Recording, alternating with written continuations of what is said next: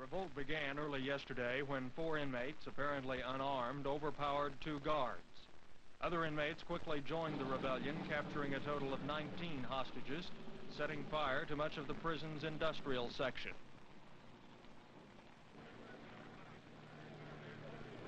Two inmates were killed and more than a dozen injured, according to official spokesmen, all at the hands of fellow prisoners. However, this prisoner was shot allegedly by a tower guard as he lingered in the prison yard with other inmates. Circumstances of the shooting are not known. The 2 guards originally overpowered by revolting inmates received minor injuries, as did another guard and a highway patrolman in the attempted firebombing of a guard tower.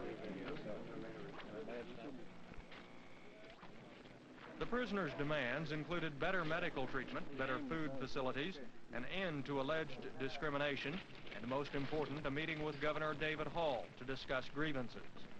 Hall refused to meet with the prisoners, however, until all hostages were released. As the siege of the state's largest correctional facility continued, officials tried to come up with a solution. Governor Hall's news secretary, Ed Hardy, said at one point there was very little negotiating.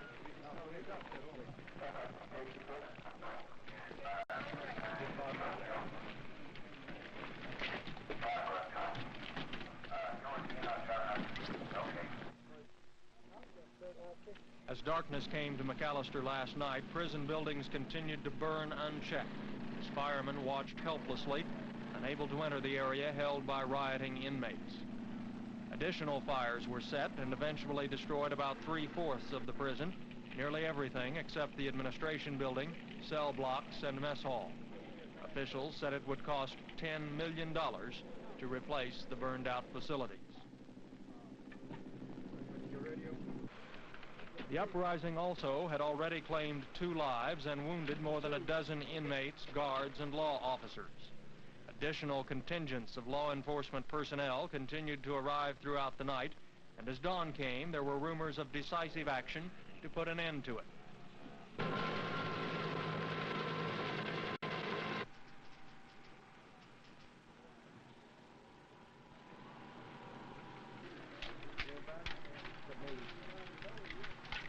National Guardsmen massed on the west side of the prison, then filed into the arena area where they were blocked by a fire set behind an inner gate.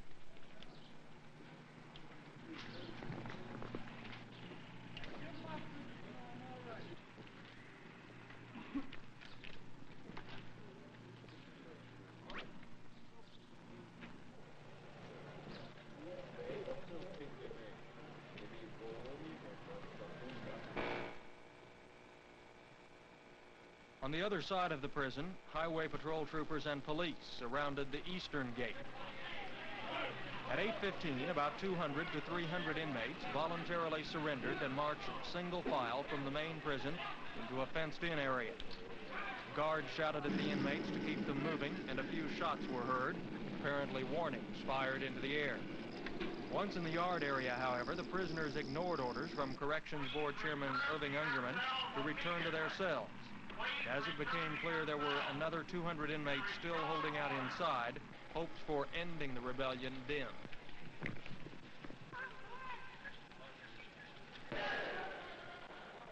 Finally, after several more hours of waiting, newsmen were called into the rotunda area where the hostages had been held.